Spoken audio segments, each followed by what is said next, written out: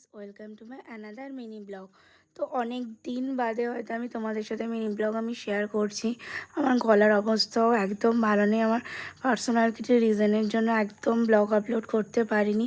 আর এখনও তো তিলোত্তমার বিচার আমরা কেউ পাইনি।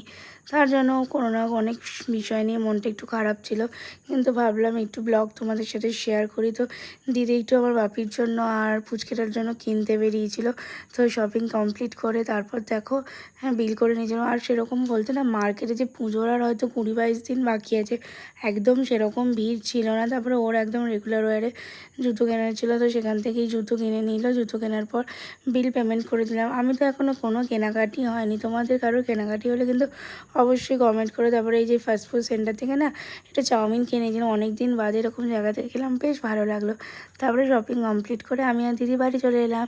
মিনি ব্লগ ভালো লাগলে কিন্তু সাবস্ক্রাইব করে দিও। টাটা, দেখা হচ্ছে অন্য কোনো